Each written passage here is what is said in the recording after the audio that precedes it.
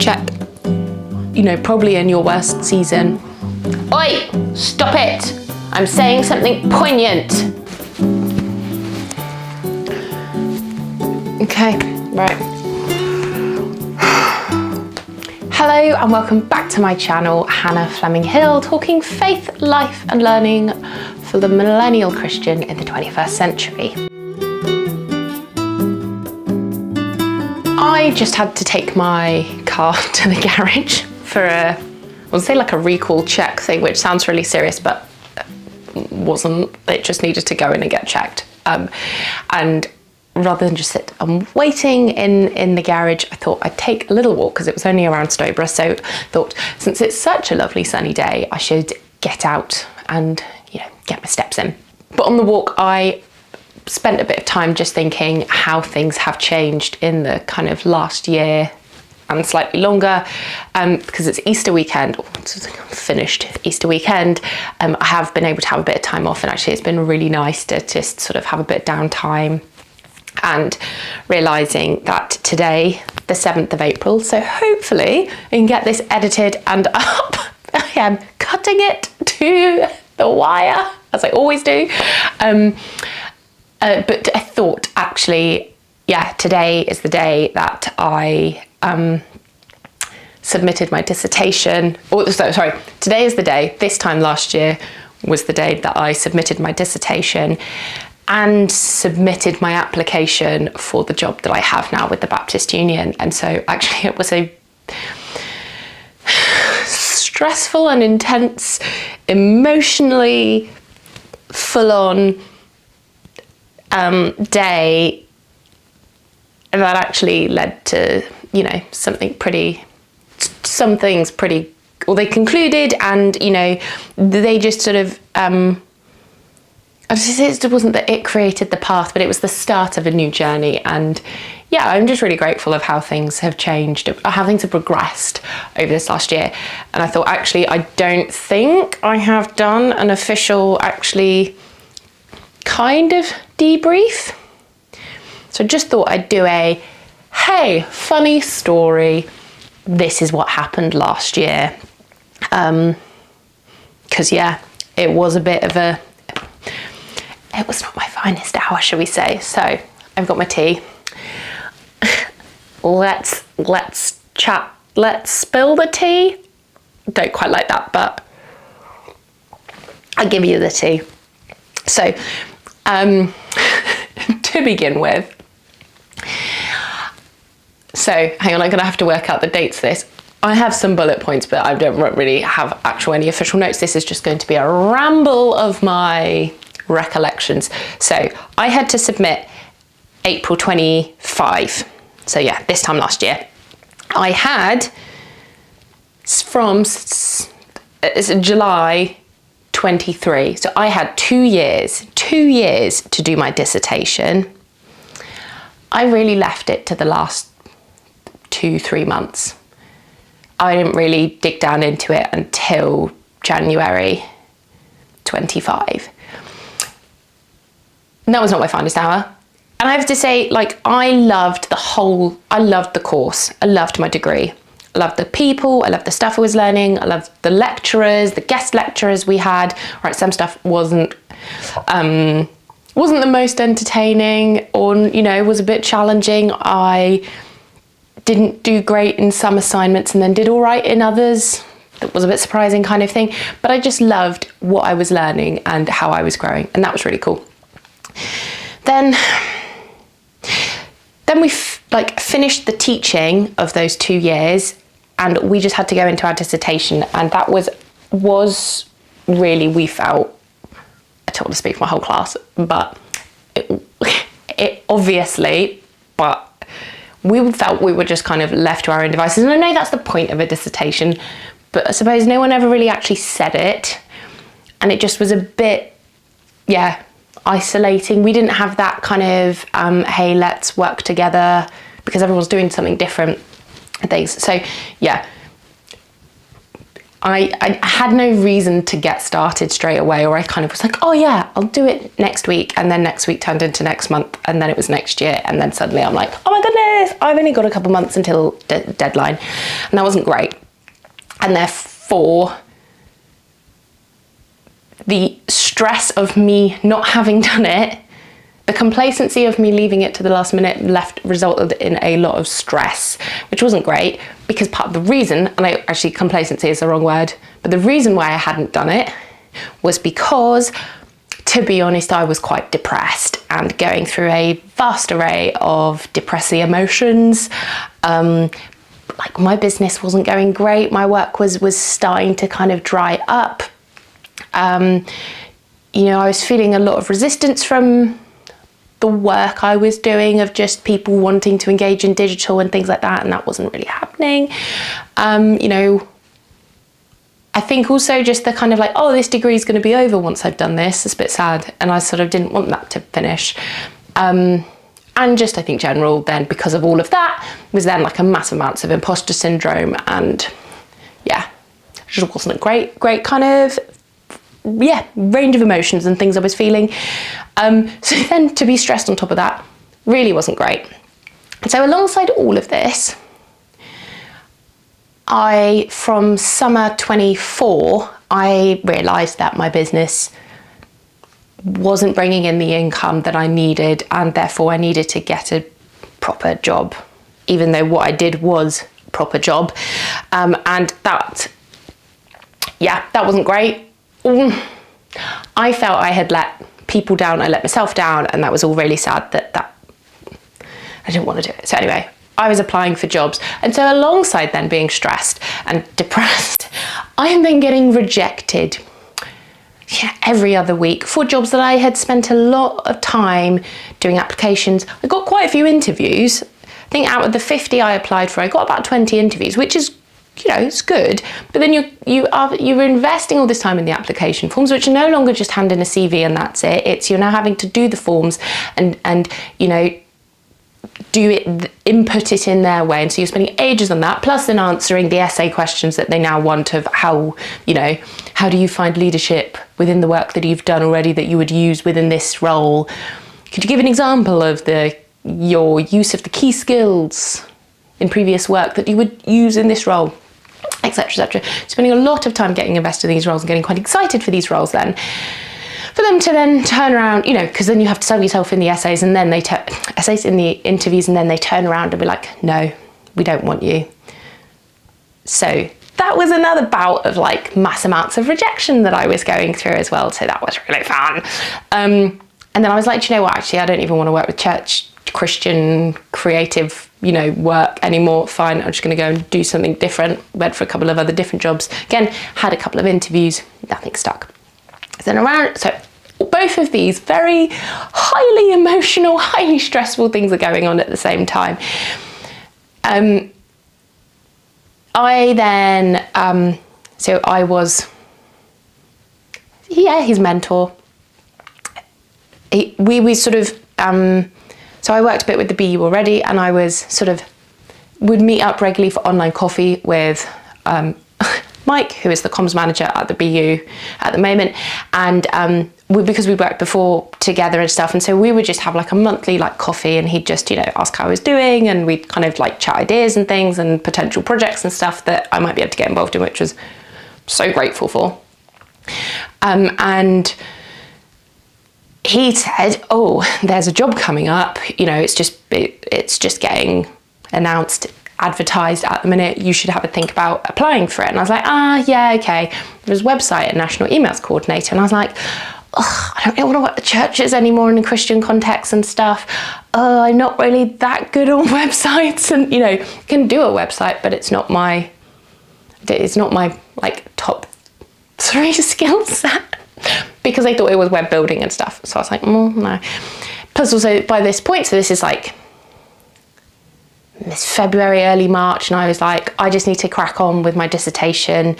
There was a couple of jobs that were in the pipeline, and I was like, I just can't, like, I've got these ones already that I'm going for. I just can't mentally deal with anything else.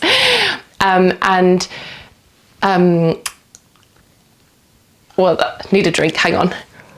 So anyway, he was like, you should go for it. And was like, okay, yeah, fine. Started doing a bit of a sort of, and literally all they wanted was a CV and a cover letter. So I was like, okay, well, I'll make a start on that. Made it sort of, did an initial draft one, and that's okay. From January, I had met with my dissertation supervisor, who wasn't best impressed that I had left it to the last minute, but also pointed out that actually majority, I think this is what he said, majority of dissertations, master's dissertations, are done over the summer anyway. So actually I'm leaving it to the same amount of time. That's not exactly what he said, but I'm a bit of a plonker for having not used the full 2 years that I could have had to do it in. So that's fine. I had a couple meetings with him and had planned to do more, and then I didn't because I just got overwhelmed and panicked, and I was just like, I just need to read and write and churn out like this concept as much as I can. So all of that's going on. I had a couple of more interviews, several more rejections, and I had one job that I had done, and so that must have been mid-late March, and I did an interview and I thought I'd done all right, and then get told by a friend who knew the company, this was a local company, that I apparently had made the comment, or how they had taken it was that the reason why I wanted this job was because I wanted to buy a house, and they didn't like it that I was wanting a job for the money, which I find slightly odd, but it's just like, I'm sorry, but why else do we work if not for the money? You know, especially this was a commercial organisation, so I was just a bit like, right, okay. However, I had in my interview said I flipping love ice cream, and I did a presentation, which was not required. I did a whole like slides, and I'd made an advert for them with the drone. I bought some ice cream and made an advert. I had done a presentation of suggested social new layout and designs and stuff and content. I then had done 3 pages of pictures of me over the year with ice cream, and I was like, I'm lactose intolerant, mildly lactose intolerant. I love ice cream. There will never not be an occasion to have gelato, so I love ice cream. It was an ice cream company, by the way. Wasn't just randomly saying it. So I thought I had expressed enough that I was quite keen on the product, but what I think I was trying to say was why I was going from having been self-employed into the workforce. And to be honest, it was. I needed regular income. We want to start thinking about buying a house, and I want to work on my pension. So why wouldn't I? Like, that was the reason why I wanted a job. I wanted this job because I love ice cream. Anyway, I'd done that, and I was quite hopeful for that job because that would have been really fun. They didn't like that, however, they had taken what I'd said, and I was like, okay, yeah, no, that's not going to happen. Didn't hear anything. And I think that's the most frustrating thing. I've had some jobs where they call you like 2 days later and they're like, really sorry. And that's fine. It's a bit frustrating, but, you know, fine. At least you told me. I'm not sat there waiting. I've had several jobs where, you know, it's a week, 2 weeks, and you're asking them, could you let me know? I don't need really any feedback unless you're willing to give me some, but otherwise, can you just tell me yes or no so I can not wait off on other stuff depending on what the results is. So fine. I was like, okay, well, that job's not happening. So then I come to then April. I'm now then like in this I've got a week to go. I've got so much to do. I was really not in a good place. Yeah, really not. Was just writing and reading and writing and trying to get outside because it was spring, and so like just trying to like do something that wasn't looking out screen. I don't know, I keep looking out the window because it's nice and sunny day, and it's, yeah, and just appreciating that spring is on the way. But yeah, it was a very intense week. So I was like, okay, last few days left to go. Come on, you can do it. You can do it. You know, the word count was going up. There was a sort of moderately cohesive flow, maybe possibly, to it. And I, stupidly, hang on, tea break, alongside a number of my other not great decisions, I took a little job that actually hasn't resulted in any money, but whatever. I did a little thing for some local churches of taking some pictures for them, which would have been fine, and they've been moderately useful. I put some of the stained glass windows photos on my Unsplash there, and they've been doing all right stuff. So, you know, it's worked out for me, kind of. Anyway, I did one batch of them like the 2 weeks before, so that would have been late March. And then I thought, yeah, it's fine. They were like, oh, can we do early, the first Sunday of the month, because that is when we have, that is like the fullest service, because I think they had the kids choir choristers in with them and stuff, and so they wanted the pictures of that. So I was like, yeah, that'd be fine. I can do that, no problem. So scheduled in the day before my submission day, a morning and evening service to go and like shoot that. And yeah, I mean, praise the Lord that it was a church sort of related thing, and it wasn't, you know, well, they weren't bad, and I think they've made use of the photos, so it wasn't wasted time. But yeah, I went and did that. So did the morning service, and then went to was at my parents' house, and like was just trying again. So now by this point it was mostly all written. I just was like proofing and just making sure all the references were in and stuff. And yeah, then I was like, okay, I have to go to the evening service. Went and did that. Then I had a bite to eat at my parents', and then came back home, and I was like, I have so much to do. I'm gonna just have to work as long as I can. And so I just went to the computer and did an all-nighter. It was horrific. I played what would have been the music. I think it was just, I got really into, always do, like a medley. It's an hour-long medley of music from The Prince of Egypt. So I think I was playing that on repeat, hoping that the Lord would deliver me from this self-inflicted challenge that I'd put onto myself. And so I did an all-nighter, and it was, yeah, I'm of an age now where I cannot cope with doing an all-nighter the same way I managed to do it when I was 25. Then 6 o'clock in the morning, I was like, okay, I think I'm kind of done now. And it wasn't, I need to also say, it wasn't the writing. I wasn't still writing. I wasn't still like, you know, looking up other stuff to include. I think maybe I was like, oh, can I find one last thing to include in here, you know, for this point or something. But it wasn't the writing that was the problem at this the last chunk of the last day. It was just going through the guidance and going, right, have I got my formatting right? Have I done the references right? Have I now included the references in the right way? Because they did, it's not Oxford reference or Cambridge referencing, they did a different type of referencing. And because I hadn't done it for so long, I was rusty and I'd forgotten it. And I seemed to constantly get marked down for referencing wrong when I'm literally copying how their template had done it. So anyway, so I was just sort of stressing, like it was all the nitty bitty things, and then having to do the form, you know, the cover sheets that go alongside it and everything. And so, yeah, that I forgot and didn't factor in actually how much time that would take. And that was the majority of that night and the early hours of the morning. And so like come 6 o'clock, I was like, okay, I think done. Josh is getting up. And he was like, why have you done an all-nighter? I was like, because I just had to. It was just, that was what was needed. He rolled his eyes and was like, but well, at least you're done now. So, yeah, fine. So I did that. And then I was like, bother, the thingy job finishes today as well.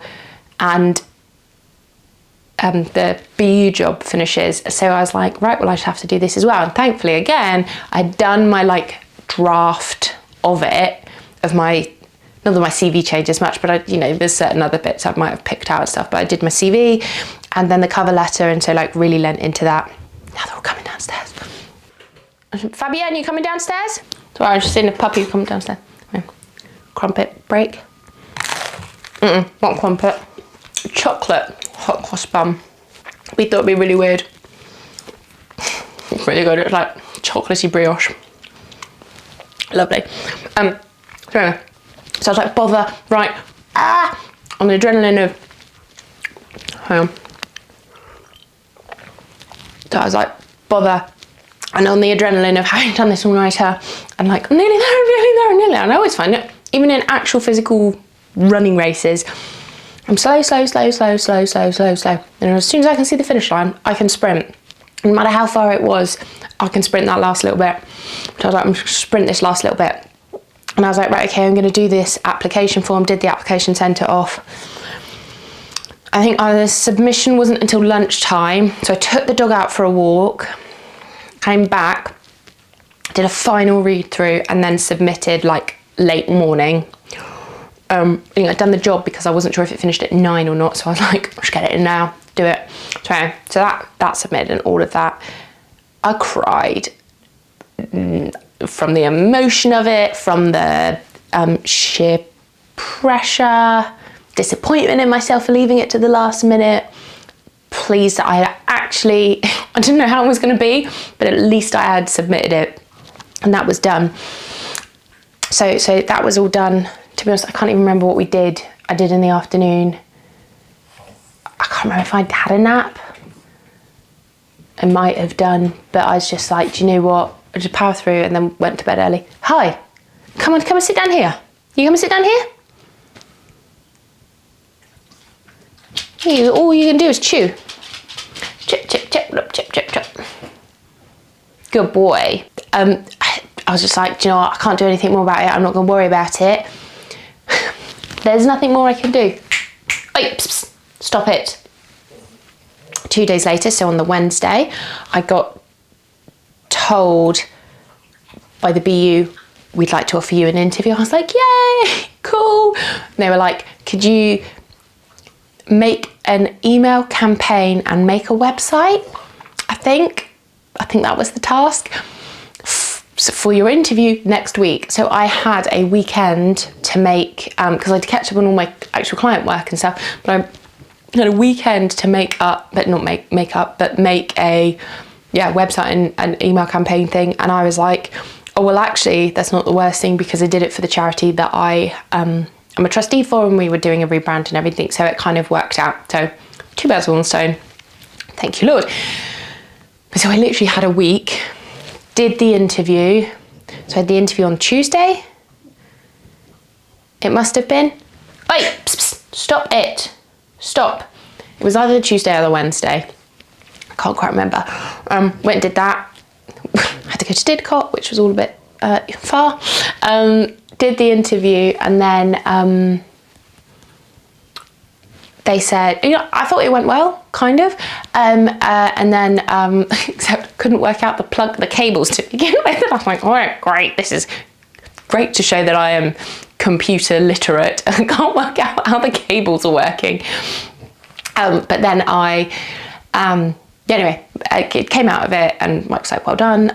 You know, we will let you know 1 to 2 days. Now, he knew that I had frustrations with other people for not letting me know straight away. And I was like, yeah, please do. I just really want to know. And yeah, I knew they would do and stuff. And then, oh, but I cannot remember. It must have been a Tuesday, because I think it was a Wednesday. Anyway, I got an email from the local ice cream company being like, hello, after much deliberation, we're not going to take your application forward. I was like, yeah, I gathered that, because you hadn't got in touch with me for 2 weeks, despite me having given you all of the content. I'd given them all of the original footage I'd used, and I was like, feel free to use it. Some nice photos I took. And I was like, yeah, obviously you don't want me, which was fine. And literally, like, 20 minutes later, Mike calls me, and it was a video call. I hope he doesn't mind me saying this. I don't think he does, because I think I've told plenty of people, but it was video call, and he was smiling, and I was like, oh, I really hope this is good news, because otherwise I'm really questioning our friendship. Thankfully it was, and he offered me the job, and I think I cried then and there, and then he was like, I'll send you all the details through and stuff. And I was like, yeah, no worries. And yeah, the rest is history. So that was then the start of this kind of new this new journey. And so what was interesting is that my dissertation was about the Baptist Union and the sort of digital reformation, and does the Declaration of Principle and the key tenets of the Baptist Union of Great Britain, and sort of like what I don't know why I'm saying tacits, the key tenets of the Baptist Union of Great Britain. So what makes them, how does that navigate and how does that work in digital context?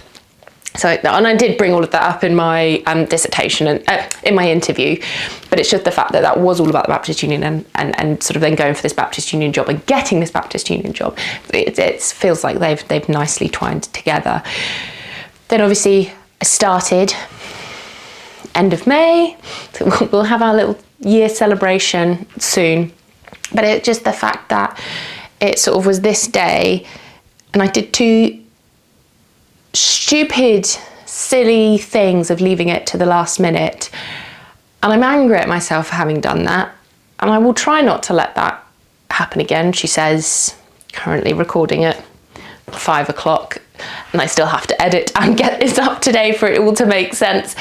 But, you know, those big things of not leaving it to the last minute. And also the fact of just, it was blow after blow of getting rejected and no thank you, we don't want you, come for an interview, seem interested, no thank you, we don't want you, no thank you, we don't want you, oh you're really great, you've got a lovely personality, but someone else scored higher, and you're just like, oh, why am I not good enough? And so it was a huge and already intense time for me. It was a really challenging battle, I think, personally, for me to have to like go through that.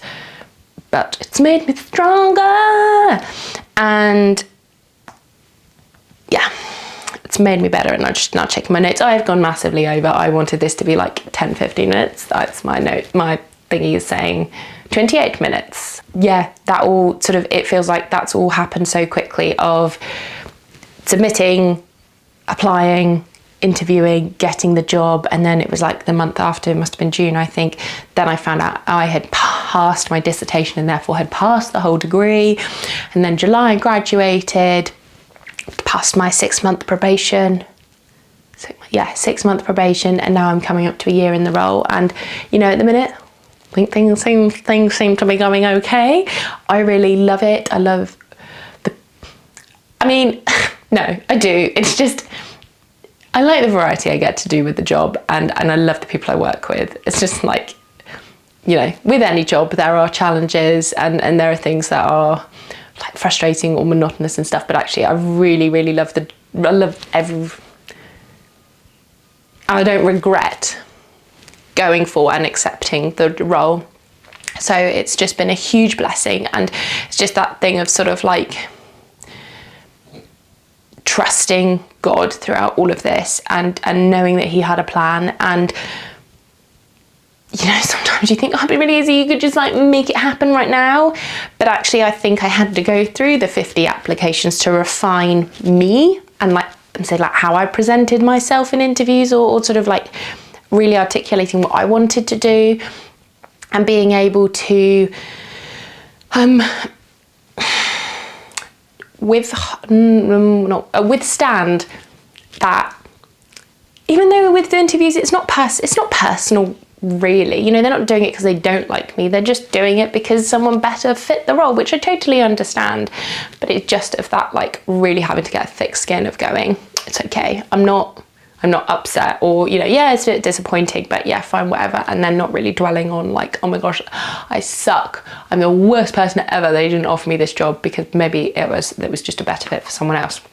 And so really trusting that God was there in all of it and had a plan. And as much as I would have loved the job then and there, that job wasn't available yet. So it wouldn't have, you know, it just wouldn't have, well, I wouldn't have worked, but just the things had to get in place first. So yeah, so one song that I really took a lot of comfort to in, now I'm gonna have to find it, one second. One song I really took comfort to during like the year, so sort of 24 into 25, was Flowers by Samantha Ebbott, I think is how you say her name. And it's just beautiful, beautiful song. It's about nature and stuff, and just being that kind of in that season of frustration and disappointment and feeling like you're in the valleys all the time. And there's the line of, the chorus goes, so I brought it up in desperate prayer, Lord, why are you keeping me here? And he said to me, child, I'm planting seeds, I'm a good God, and I have a good plan, so trust. Trust that I'm holding. So trust that I'm holding a watering can, I think it is. Well, that's what I always say. Then someday you'll see that flowers only grow in the valleys. Now, like, horticulturally, one might disagree slightly, but the thing of that actually, you know, that's where the lusher ground is. That's where it is in the bottom of the mountains that you have the growth a lot more, because as you grow up a mountain, it's more rocky and stuff, and so you don't have as much there. And so, but the thing is that you have to really appreciate the beauty of what is down below, is you have to climb up a bit and look down. And so sometimes, you know, you might not realise how beautiful or what beauty there was in that valley until you're kind of out of it. But it's okay. It's just trusting God. And it's just, you know, if everything was flat, everything would be really boring. I do love climbing a mountain, and I do love looking up at a mountain and looking down from a mountain. And so, you know, you do need those ups and downs and stuff. And so I'm so grateful that I had that opportunity, or that I had that season to grow and develop. And I do think it's made me stronger, and it's made me better at coping with those stressful times, and to just be able to wash stuff off when people are like, no, don't like you, don't want you, or whatever. I'm like, yeah, fine, whatever. So as I said, I've waffled on for a long time. Let me check my notes. There's so much more I could say, and maybe I will, as part of my attempt to get back into the, you know, doing my YouTube and stuff, is to articulate reflections on, you know, best practices and skills within postgraduate studies. But yeah, not right now. Yeah, sorry, I've just got notes for like, yeah, studies and things, but yeah. So I think, sorry, funny side thing though on saying about like keeping on the learning aspect of my faith life and learning, and, you know, reflecting on postgraduate studies and stuff. I've done 2 masters now. So that's cool. Obviously, not really much point doing another one. I mean, I really enjoy, maybe not in the moment, but I do really enjoy studying and learning and things.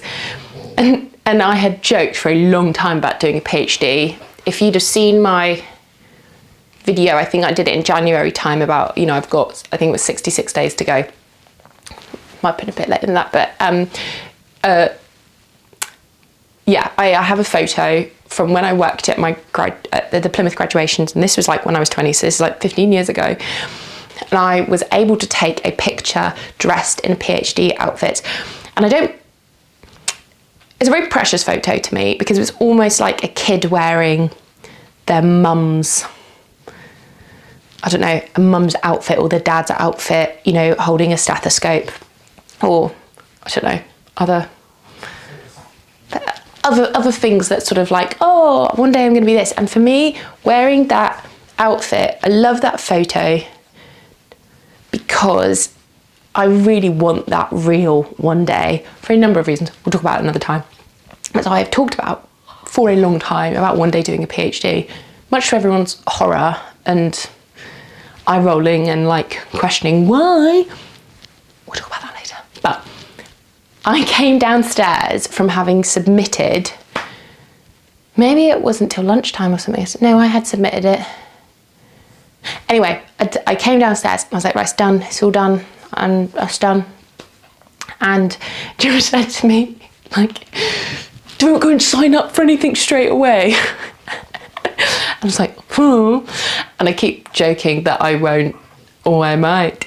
But I'm a bit like, what is next? Where do I want to take this? What do I want to be doing? Because I don't want to just like have done the degree and then not really use it again. So I'm like, where do I go? Who knows what's next? Yeah, we can talk about all of that next time.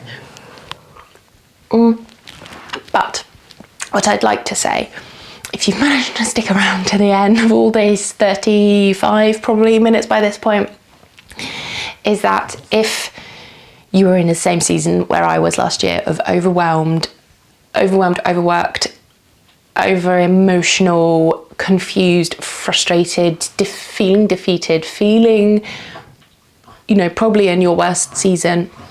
Oi, stop it. I'm saying something poignant. If you are in that, what seems like probably one of the darkest seasons that you will, you know, you think that you've ever been in, trust that you will come out of it, because with the valleys come the mountains. And if you give up and you stop it all, then you stay in that place, you know, but you have to keep moving to get out of it. And that might be sometimes easier in one thing than it is for another, or, you know, it might be easier said than done, but trust me, I have been there.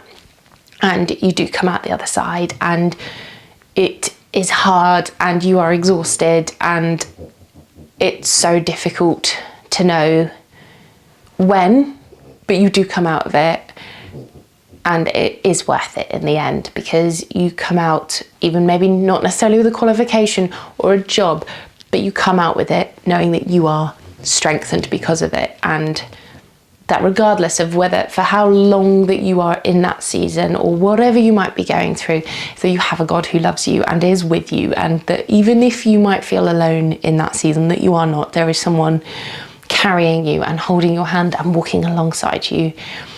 And yeah, just trust that you aren't alone, and that you do come out of it in the end. And like the song says, is that you see the flowers in the valleys. So thank you for listening. I don't know if anyone will have found this interesting. To be honest, it's more a reflection for me, and thinking of how things have changed. How I feel I have changed over this last year because of this new journey. And yeah, excited to see where the next year will go. And yeah, come back for 2027, and we'll talk about how the 2 years have gone. But no, if you're interested in, I don't know, exploring things for a master's to think about, let me know. Please do like and subscribe. But yeah, please do share if you've gone through something similar, because it's nice to know that we're not alone in experiencing these things. But I pray that you have a blessed April, that you had a wonderful Easter, and I will see you very soon. Bye.